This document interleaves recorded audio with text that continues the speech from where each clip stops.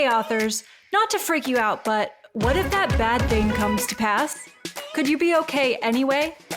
I'm Claire Taylor, and I'm going to prove to you that no matter what happens, you can continue to be a writer.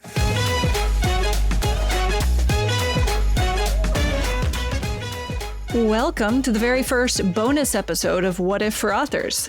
I'm your host, Claire Taylor, an Enneagram certified coach for authors, as well as a humor and mystery writer. And this bonus episode is brought to you by my Write Iconic Characters Kickstarter that is currently live and wraps up on August 8th. If you're listening to this episode after August 8th, never fear, you can still grab my latest book, Write Iconic Characters, on all major retailers once the Kickstarter concludes.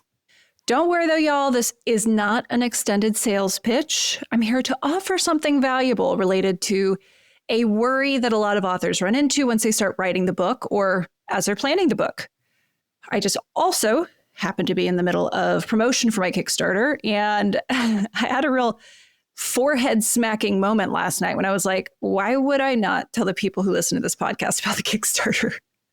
I was joking earlier with my friend Brian Cohen, former podcasting bestie from Sell More Book Show.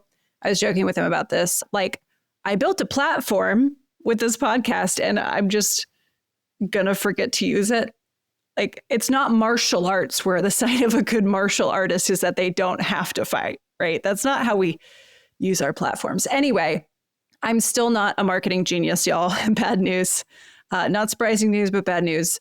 Or maybe I'm just slow, but I get there eventually with the marketing. I'll be kind to myself and say that. So if this is the first time you're hearing about the new book, Write Iconic Characters, here's a quick rundown. It's my first book that focuses entirely on using the Enneagram for developing characters rather than what you're used to hearing me talk about on this podcast, which is using the Enneagram to develop yourself in your career. My coaching and consulting has always been kind of split this way, with one wing focusing on career development and the other focusing on story development. Like, I offer the author alignment and the story alignment calls, and those have both been a staple of FFS Media from the very start. I also host a bunch of masterclasses about story stuff, but not as much lately just because the author career wing has kind of taken up most of my brain space. But people keep asking me about a guide that they can use for, figuring out how to use the Enneagram for storytelling. So I've finally done that. I finally put that together. The Kickstarter offers the book, but also mini courses on things like how to write the heroes of the Enneagram, villains of the Enneagram, and how to use the Enneagram to write 5-star endings. If you're interested in backing, go to liberatedwriter.com/Kickstarter, and that'll take you to the project. Again, it ends August 8th. So if you're listening to this before that, don't miss out.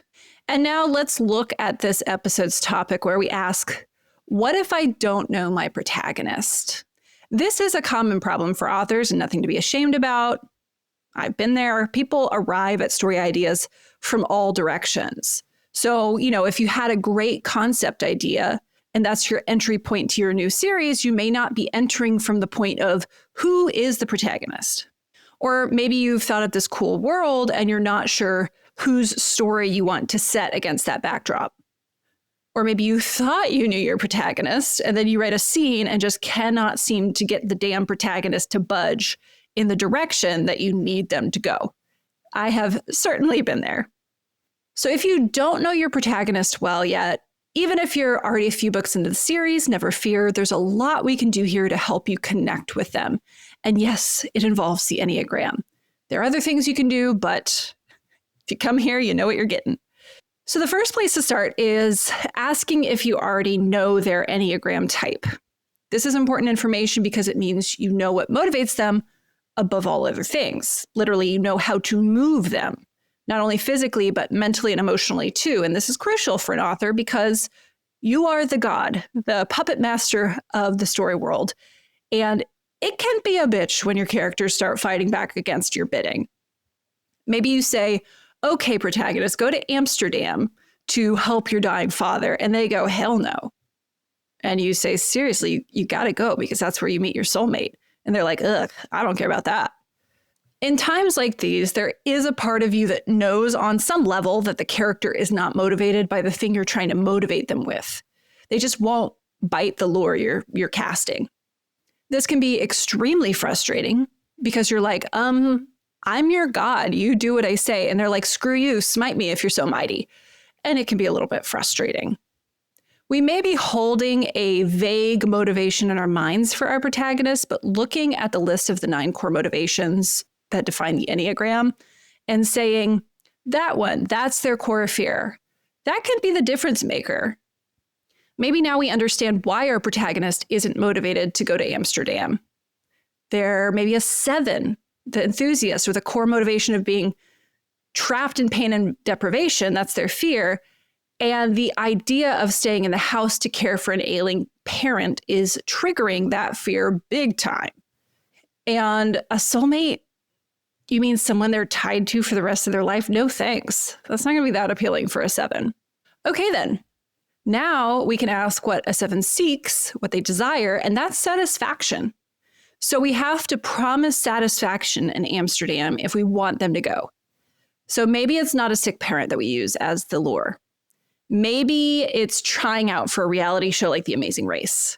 Or maybe you gotta have the ailing father because he's the antagonist, in which case you're gonna need to find something really promising for the 7 to get them to walk straight into the pain of caring for the dying.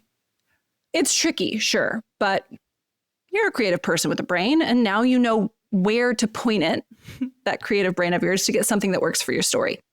A lot of the time, the problem with not knowing a protagonist comes down to having mixed our Enneagram type with some other iconic character archetype we want to summon up for this protagonist. So maybe we like Batman, and we want to create a Bruce Wayne-like character. Now, Batman is a 1, the reformer, which is super apparent by the personal obligation he feels to Gotham, even when it turns on him, and his internalized, personal, and inflexible set of codes for himself, like no killing. Now, the problem may be that you are a 6, the loyalist, and you're blending a 6's motivation with the 1's motivation in your protagonist, making the whole thing kind of muddy. So some of the time, these motivations might align in action. Both 1s and 6s hate corrupt authority, for instance, and would be motivated to fight against it. But 1s tend to be loyal to their principles, and 6s tend to be loyal to people. So if there's a situation where your protagonist has to choose where their loyalties lie, you might not be clear on how they land because you've written 2 types into them accidentally. If you notice that this has happened, what I suggest is simple. Pick 1 type, and then just continue forward from there with that type. You don't have to do big rewrites if you don't want to, but you could. Readers will only notice that they suddenly have a much better understanding of your protagonist. They probably won't even be consciously aware of it either. They'll just be happy. Now, what if you've picked a protagonist type, but you still don't feel like you know them? Maybe you picked a type you don't really understand deeply enough yet. So reading up about that type can help you start to wrap your mind around the shape a little bit better for a start. Or maybe you do just need to create a little bit more backstory for that character to flesh them out a little bit more. If you're struggling to wrap your head around a particular type, which we all do, we all have types that just seem like a reach for us to understand, it can help to figure out if anyone close to you is that type. So then you create an avatar. So your default goes from what would I do in this situation, which would be incorrect if that protagonist is not your type, to what would my avatar person do in this situation? Now that might not get you 100% of the way to the answer, but it'll get you much, much closer, like within spitting distance. If you can't think of anyone close to you of that type to use as an avatar, never fear. You can use a public figure you might know a lot about, like someone whose biography you've read of that type, or you can use a fictional character like one of those I list in Write Iconic Characters. Any of those is solid to use as an avatar, as long as you are correct on the type. So maybe you're still struggling to understand the type. In that case, does your character need to be that particular Enneagram type if you're really struggling to comprehend it and to wrap your mind around it? One of the easiest things we can do as authors is to align the protagonist to our own Enneagram type, therefore aligning the core motivations with our own. There's almost never a reason not to do this, frankly, especially if you're writing from the protagonist's POV. This is going to make everything easier for you.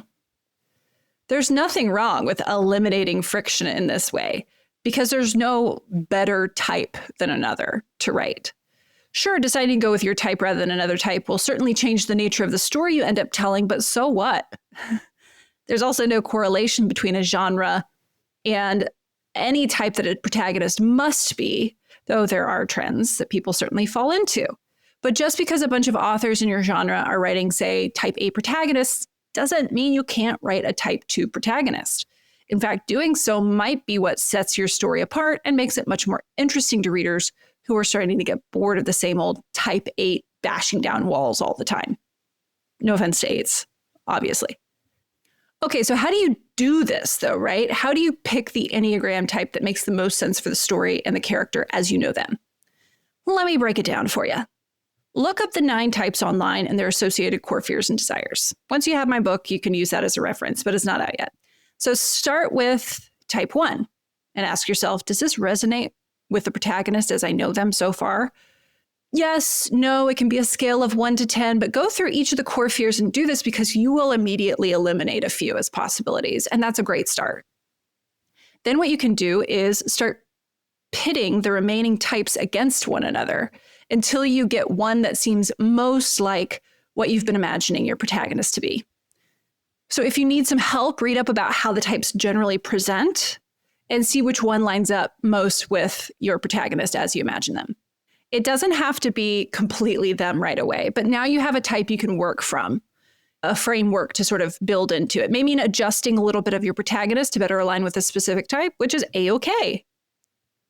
And if you don't have a protagonist in mind and you're starting from scratch, think about the world you're creating for them. Which of those 9 types would be most triggered by it? What kind of plot are you writing? Do you imagine your protagonist will be the one who saves the world? Which fear would create the most conflict with that role? What are you trying to say with the story if you already know that? Like, are you trying to show something about greed, power? Look at the fears and think about which one might be the most interesting to mix with that. For instance, you see a lot of that type 1 reformer starring in hard-boiled detective fiction because that genre is defined by someone taking on or at least trying to navigate a corrupt system. And yes, the most recent Batman film is an example of this. It is a hard-boiled detective film, even though it's a superhero film as well. Okay, so you got the one taking on a corrupt system. And what's the type 1's fear? Yeah, it's being bad, wrong, or corrupt. So now you have interesting chemistry happening inside your protagonist as they face corruption and maybe even have to ask themselves if they are participating in it, which is very, very scary for a 1. At the very least, they'll be incredibly motivated to shine a light on the corruption due to their core fear. Now, that's not to say every detective and hard-boiled fiction has to be a 1. You can do any type, but you're also doing yourself a huge favor if you're new to writing the Enneagram to make them a 1, especially if that's your type. Right? Because hard-boiled detective fiction, the whole genre, this is not your cerebral Sherlock character, which is a 5. This is more action-focused, do-gooder, right? But again, you can throw any type in there. If you're not a 1, think about throwing your type in there and see what happens. If it's just not working, maybe you want to branch out to some other type. So those are a couple practical steps to get you started using the method. And of course, I have much more information in this vein in my Write Iconic Characters book and the associated courses being offered through the Kickstarter. So if you're wondering, what if I don't know my protagonist and the usual backstory exercises aren't helping? Turn your attention with the intensity of the Eye of Sauron toward the Enneagram type of that character. Use the suggestions in this episode to troubleshoot or develop from scratch a protagonist with clear core motivations who you can motivate at will.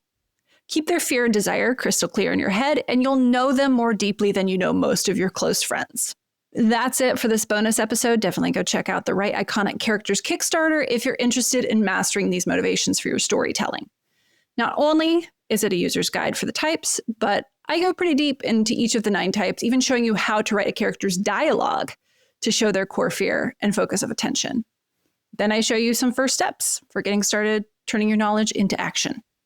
So go to liberatedwriter.com/Kickstarter to check out the project and see if any of it piques your interest. There are plenty of bonuses and such coming up that will only be available through Kickstarter. But if you miss the Kickstarter, you can still go get the book, which I'll put on pre-order once the Kickstarter concludes. Thanks so much for taking a break with me for this episode. I'm Claire Taylor, and I hope you'll join me in the next full episode of the What If for Authors podcast. Happy writing!